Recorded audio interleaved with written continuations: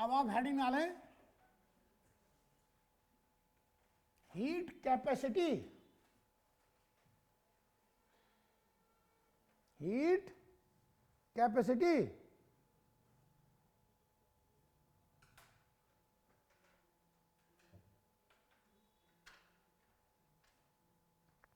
full stop. It is the amount of heat, it is the amount of heat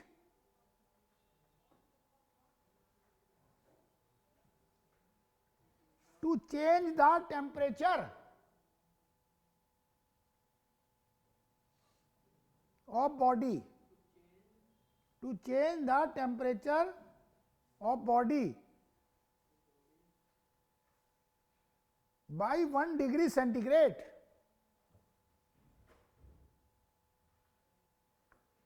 is called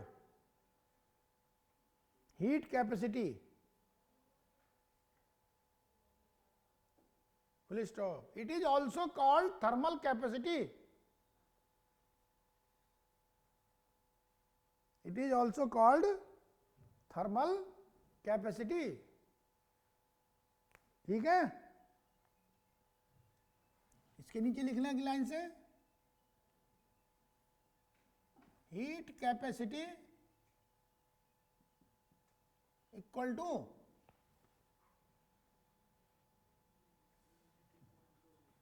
mass into specific heat.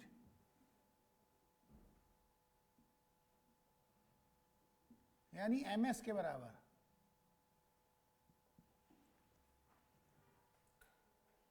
Heat capacity किस पर depend करती है?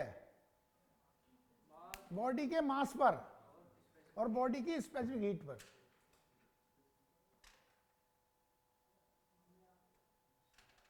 Body की specific heat पर। देखा समझ? Specific heat क्या बताई थी? स्पेसिफिक हीट होती है यूनिट मास सब्सटेंस का टेम्परेचर 1 डिग्री सेंटीग्रेड चेंज करने के लिए स्टेट सेम रखते हुए जितनी हीट की जरूरत होती है उसे स्पेसिफिक हीट कहते हैं। यहां पर यूनिट मास नहीं बोला उसने, उसने बॉडी बोली। किसी बॉडी का टेम्परेचर का 1 डिग्री सेंटीग्रेड चेंज करने के लिए जितनी हीट की जरूरत होती है उसे हीट कैपेसिटी कहते हैं। तो यूनिट मास ना बोल के बॉडी बोली, तो बॉडी तो फिर अलग अलग मासों की होंगी। समझ में आ गई? इसलिए इस फॉर्मूले में मास से मल्टीप्लाई करना है इसको, बस। नहीं आई समझ में? बन गया फॉर्मूला? चल तो एक क्वेश्चन बोलूंगा उसे करके दिखा, ठीक है? लिख question. The ratio of densities, the ratio of densities of two bodies is 3:4, 3:4, and ratio of specific heats is, and ratio of specific heats is 4:3, 4:3, full stop. Find the ratio of their heat capacities for unit volume, for unit volume। चलो जी बताएं। For unit volume कर लिया? क्या answer आया? 1:1 है। जो क्या करना है हमें? m1 s1 upon v1 upon m2 S2 upon V2 ये निकालना है। MS क्या होती है? हीट कैपेसिटी, ठीक है? तो यहां पर क्या है हमारे पास, रेशियो दे रखी डेंसिटीज की, दो बॉडी की है, डेंसिटी की, और हमें निकालना क्या है, हीट कैपेसिटी पर यूनिट वॉल्यूम की रेशियो, हीट कैपेसिटी पर यूनिट वॉल्यूम की रेशियो, एमएस होती है हीट कैपेसिटी, तो एमएस अपॉन वी क्या हो जाएगी, हीट कैपेसिटी पर यूनिट वॉल्यूम, वी वॉल्यूम है, तो यहां लिख लिया m1 s1 upon v1 upon m2 s2 upon v2। तो देख इसे ऐसे लिख सकते हैं, m1 अपॉन v1 को लिख सकते हैं ρ1 into s1 upon ρ2 upon s2। ρ1 upon ρ2 कितना है, 3/4, और s1 अपॉन s2 4/3। बता भाई, अरे ये इसकी वैल्यू रख दी और इसकी वैल्यू रख दी, तो बराबर क्या हो गया, 1/1, 1/1।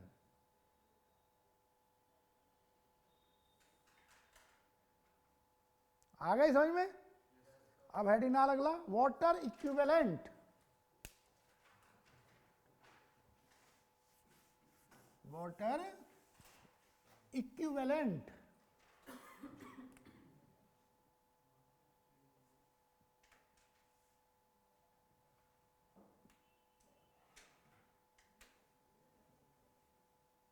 वाटर इक्विवेलेंट लिखो इसमें, it is the amount of water whose thermal capacity is same, whose thermal capacity is same as that of the body, as that of the body,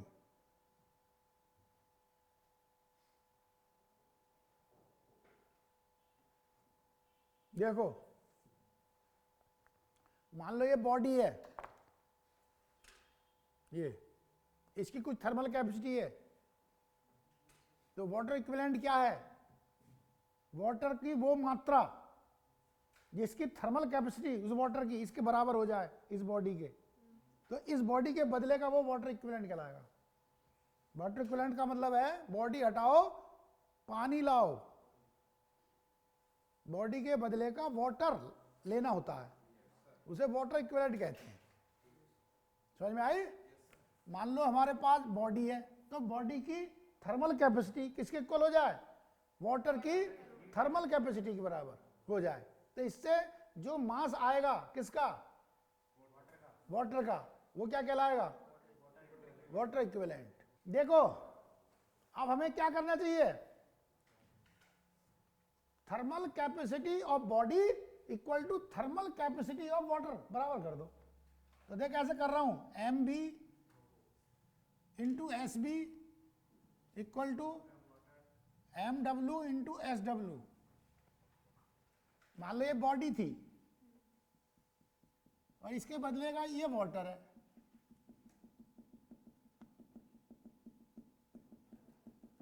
बोलो,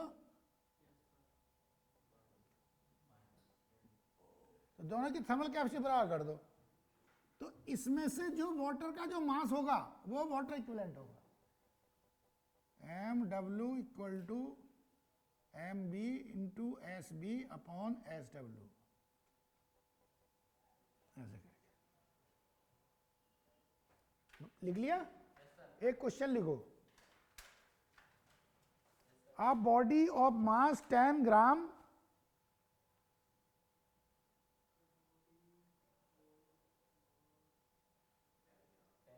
has specific heat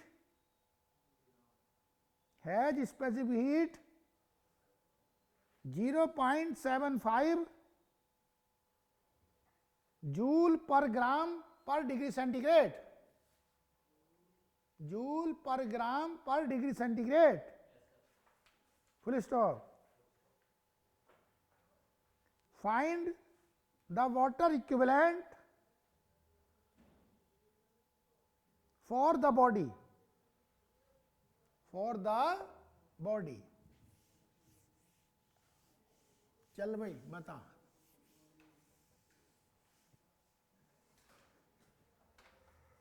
ऑप्शन लिख दूं?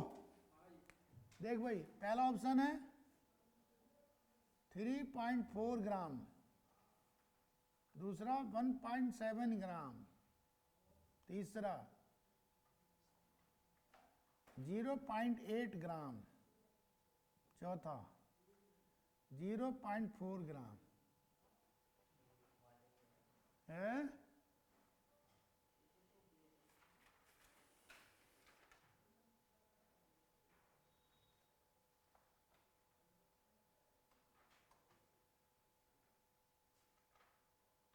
करा? देख भाई, water equivalent के लिए निकालना, water equivalent किसका निकालना है? बॉडी का। तो देख इसे ऐसा करें, यानी हमें MW निकालना है, तो क्या लिखें यहाँ? MB into SB upon SW। Mass of body 10 gram. SB, हाँ, SW, अब देखो इधर देखो, SB जो है हमारी 0.75 क्या है? हाँ, जूल पर ग्राम पर डिग्री सेंटीग्रेड। ये कौन से सिस्टम में है? कहो जी कोई से में भी नहीं है, खिचड़ी है। यहाँ जूल दे दिया है, ग्राम दे दिया इसने, तो इसे तुम रोक नहीं सकते, वो चाहे जैसे थे। ठीक है, दे दिया। अब देख, हमें जो वाटर की याद है वो होती है 1 कैलोरी पर ग्राम पर डिग्री सेंटीग्रेड, परंतु यहाँ पर जैसे ये ऐसे होनी चाहिए। यहाँ भी या तो इसे बदल लो या इसे बदल लो, इसे बदल ले रहे हैं, तो 1 कैलोरी बराबर 4.2 जूल होती है, तो जाएगी 4.2 जूल पर ग्राम पर डिग्री सेंटीग्रेड। तो यहाँ पर आप 4.2 रख दो। अब सॉल्व करो।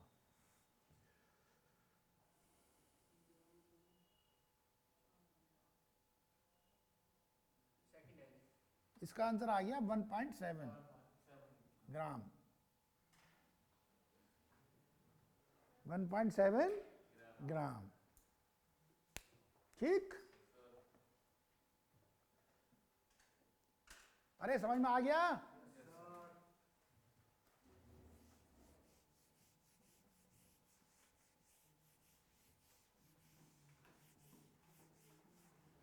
अब नीचे लिख, हेडिंग डाल अगला, amount of gas, amount of gas,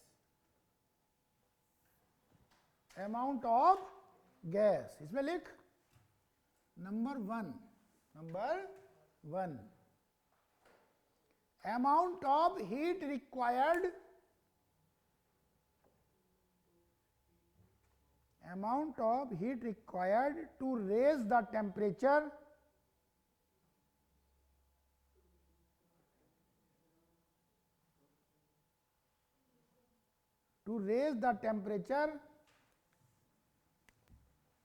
by delta T of m mass substance,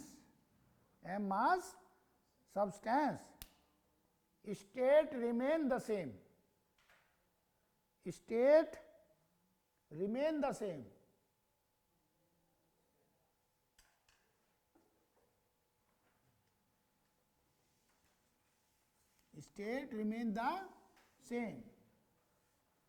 इधर देख, स्टेट रिमेन द, तो ये हो जाएगा delta Q equal to MS delta T। देख कैसे, इधर देख, ये स्पेसिफिक हीट होती है, क्या होती है ये? यूनिट मास का टेम्परेचर 1 डिग्री सेंटीग्रेड चेंज करने के लिए। अब मुझे सब्सटेंस कितना लेना था? m मास का, और चेंज कितना करना था? Delta T। तो S को हमने m से मल्टीप्लाई कर दिया और डेल्टा T से मल्टीप्लाई कर दिया, तो ये m मास के लिए हो गया और डेल्टा T टेम्परेचर चेंज करने के लिए, टोटल हीट हो गई। अरे स्पेसिफिक हीट तो यूनिट मास के लिए है ना, और यूनिट डिग्री सेंटीग्रेड चेंज करने के लिए। अब तो तू किसी भी बॉडी को कर, m मास की बॉडी ले ले और डेल्टा टी उसका चेंज कर ले, तो टोटल हीट का फॉर्मूला आ गया ms डेल्टा टी। मगर ये फॉर्मूला लगेगा कब? जब टेम्परेचर चेंज होगा और स्टेट सेम रहेगी, स्टेट, तब ये टोटल हीट इतनी जरूरत पड़ेगी, टोटल हीट m मास की बॉडी को डेल्टा टी चेंज करने के लिए। ये कहां से बन गई डेफिनेशन? s वाली में से ही बन गई, s को ही मल्टीप्लाई कर दिया m से और डेल्टा टी से। Number 2, amount of heat required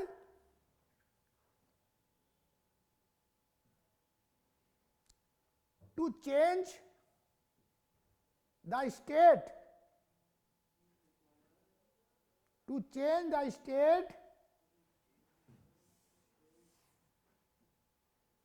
of, बोलो मत बेटे, of m mass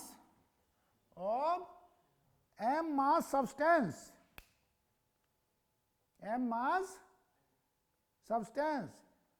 at constant temperature,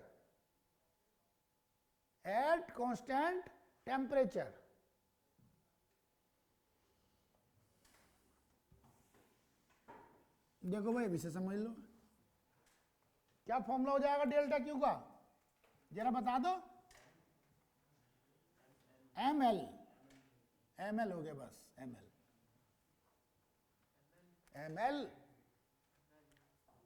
और L क्या थी?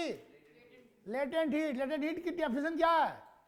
यूनिट मास सब्सटेंस का स्टेट चेंज करने के लिए। अब यूनिट की बजाय यहाँ गिवन मास m की चेंज कर रहे हैं, तो m जो गिवन मास की कर रहे हो तो वो टोटल हीट कहलाएगी। अब टोटल हीट के फॉर्मूले हो गए, यानी अमाउंट ऑफ हीट निकालने के दो फॉर्मूले हो गए। एक हो गया ms डेल्टा टी, एक हो गया ml। ये वाला कब लगेगा? जब स्टेट चेंज करोगे। अब वाला कब लगेगा? जब टेम्परेचर चेंज करोगे। क्लियर है? ठीक है, आगे समझ में? लिखो अब इसमें एक क्वेश्चन बोल रहा हूं। What is the heat required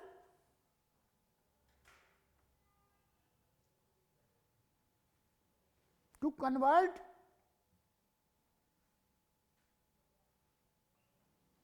one gram of ice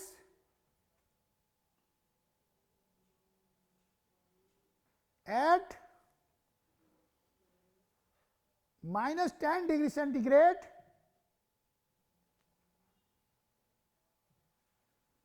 into water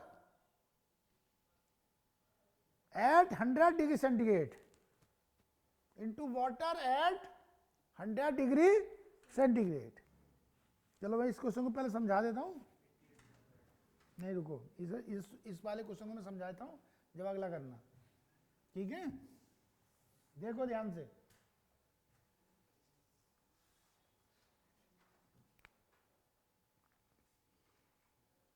करना क्या है हमें? हमारे पास क्या है? आइस। हाँ भाई, कितनी? Ice eight minus 10 degree centigrade, -10 degree centigrade की आइस है। इससे क्या बनाना है? Water at 100 degree centigrade, water at 100 degree centigrade. अब देखो इसमें कैसे करते हैं सॉल्व इसे। तो सबसे पहले हम इसके स्टेप बनाते हैं। पहला स्टेप होगा, पहले बनेगी आइस एट 0 डिग्री सेंटीग्रेड। ये हो गया पहला स्टेप, ये हो गया पहला स्टेप। 0 डिग्री सेंटीग्रेड की आइस बन गई। अब बनेगा वाटर एट 0 डिग्री सेंटीग्रेड। ये हो गया दूसरा स्टेप। अब बनेगा वाटर एट 100 डिग्री सेंटीग्रेड। ये 3 स्टेप हो गए। ये प्रोसेस है, ये प्रोसेस है। बता भाई,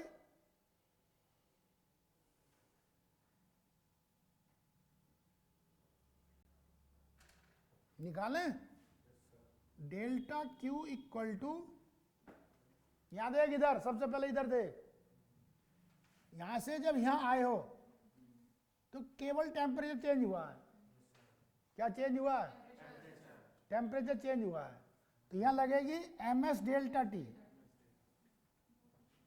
एस किसकी लोगे? आइस की, प्लस, बोलो।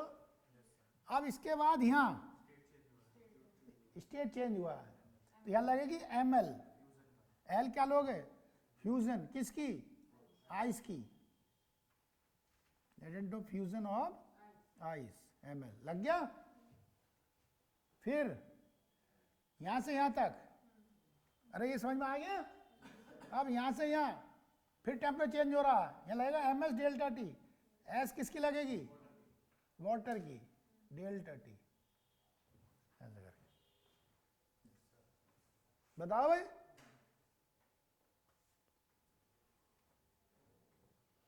तो 1 इंटू 0.5 इंटू डेल्टा टी, देखो,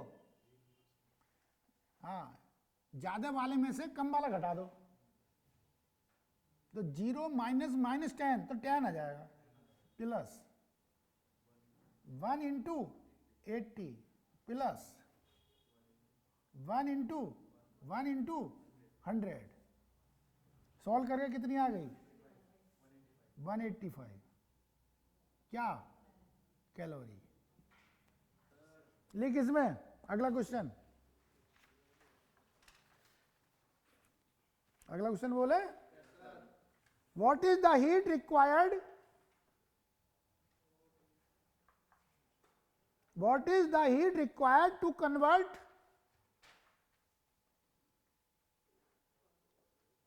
5 gram of ice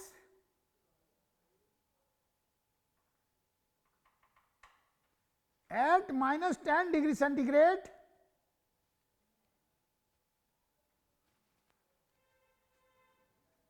into vapor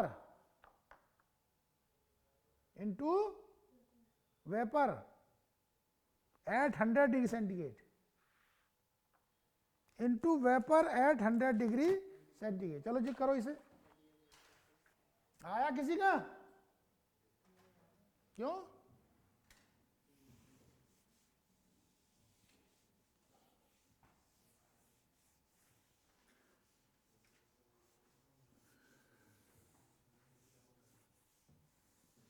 सबसे पहले इधर देखो मेरी तरफ, आइस कितने पर है? At minus 10 degree centigrade. इससे क्या बनाना है finally?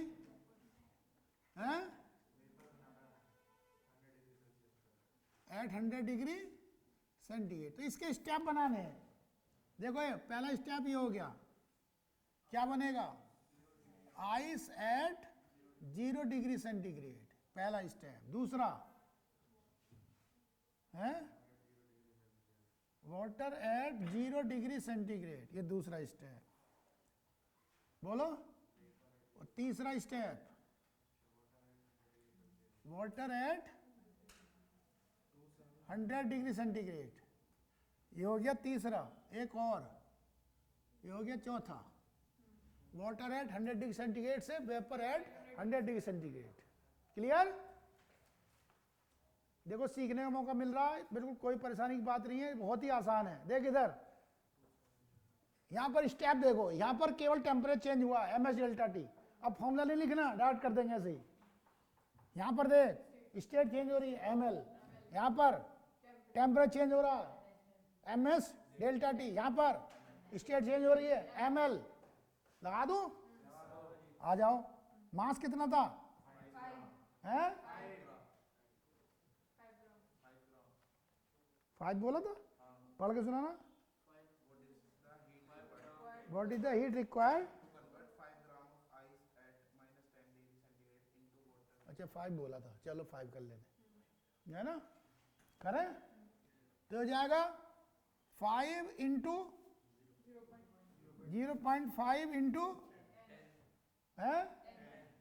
10 plus 5 into 80 plus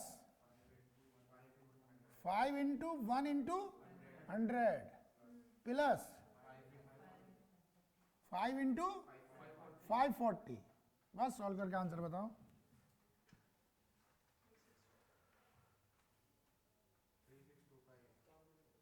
3625 calorie. चल भाई चीते, अगला क्वेश्चन कर, लिख।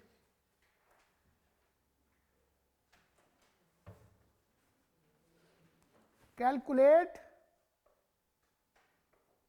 amount of heat required to convert 1 kg steam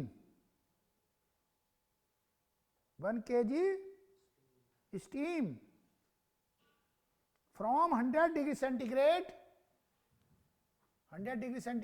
to 120 degree centigrade। 120 degree centigrade. और देखो ध्यान समझो, यहां पर एस, हाँ भाई, स्टीम दे रखी है, एस स्टीम 0.5 कैलोरी पर ग्राम पर डिग्री सेंटीग्रेड, ये दे रखी है। चलो जी सर, इसे लेकर करो सॉल्व।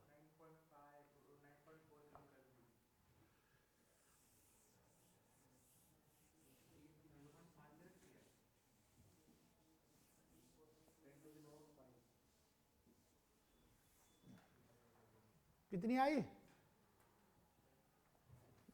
हाँ भाई, जरा बता क्या करना है क्वेश्चन में। करना क्या है? 1 kg स्टीम को, हाँ 100 की स्टीम को 120 में कन्वर्ट करना है। तो यहां पर केवल टेम्परेचर चेंज हो रहा है, ms डेल्टा टी लगेगा फॉर्मूला। कौन सा लगेगा यहाँ? ms delta T.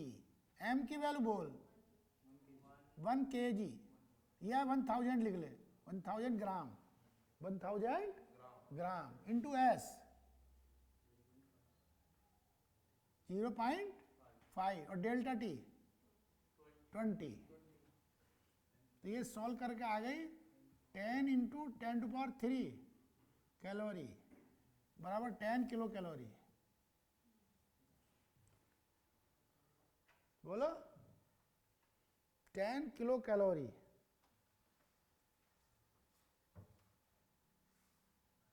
देखिए क्वेश्चन है, लिख। 420 joule of energy supplied to 10 gram water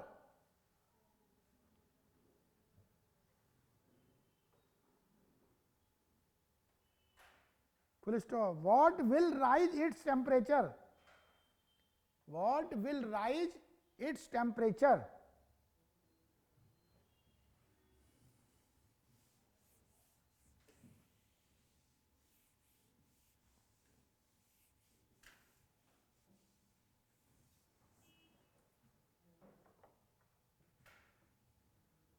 क्या है? एस वाटर, एस वाटर कितनी होती है?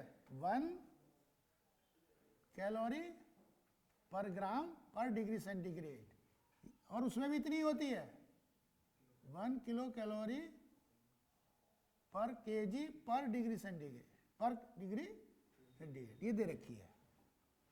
अब इधर देख, डेल्टा क्यू बराबर ms delta T,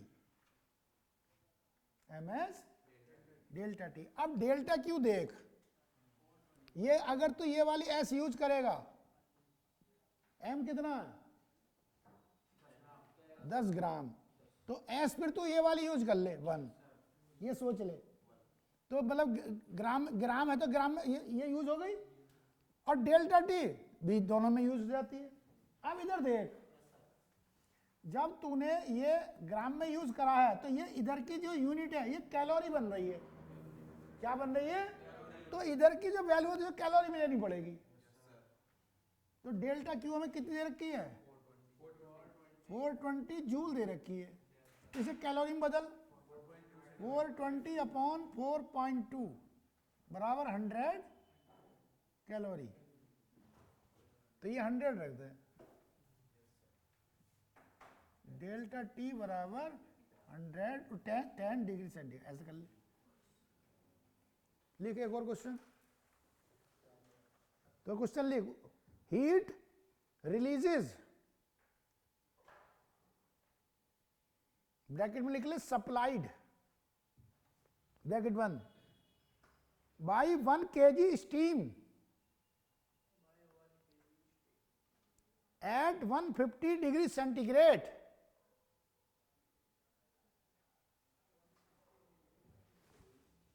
if it is converted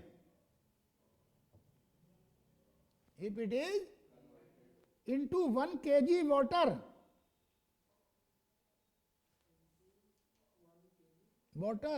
at 50 degree centigrade, at 50 degree centigrade,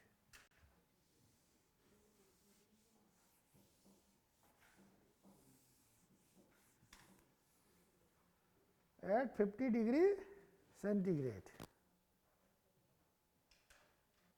करूं? सॉल्यूशन देख, हमारे पास स्टीम है एट कितने डिग्री सेंटीग्रेड पर? 150 डिग्री सेंटीग्रेड पर। इससे क्या बनाना है? Water at 50 degree centigrade. Step सोच लो। देख, अब तुझे जो है ये देख इधर, तो पहले क्या करना पड़ेगा तुझे जरा बता। पहले मुझे स्टीम में कन्वर्ट करना पड़ेगा एट 100 डिग्री सेंटीग्रेड। बोल, ये पहला स्टेप हो गया। दूसरा स्टेप क्या होगा? Water at 100 degree centigrade. फिर इसके बाद वाटर एट 50 डिग्री सेंटीग्रेड। यानी ये 3 स्टेप हो गई इस तरह से। क्लियर? बता भाई। तो डेल्टा क्यू पहले इधर देख, यहां देख, इधर यहां स्टीम लिखा हुआ है, यहां भी स्टीम लिखा हुआ है, यानी स्टेट सेम है, टेम्परेचर चेंज हो रहा है। एमएस डेल्टा टी, एम की वैल्यू कितनी स्टीम थी? 1 kg। तो इसे ग्राम वाले में कर लो, वो तुम्हें सही लगता है? 1000। स्पेसिफिक हीट स्टीम की 0.5 ले करो कैलकुलेशन करते समय। बोलो 0.5 इंटू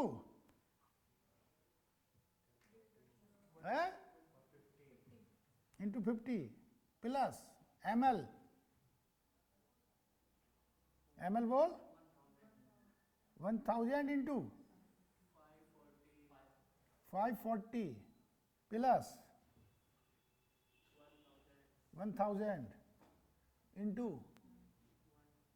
1 इंटू 50, ये यानी आ जाएगी 615 इंटू 10⁻³ कैलोरी, यानी आई 615 किलो कैलोरी। 615 kilo calorie. ये बता, इतना समझ में आया? जल्दी बोल। हैं?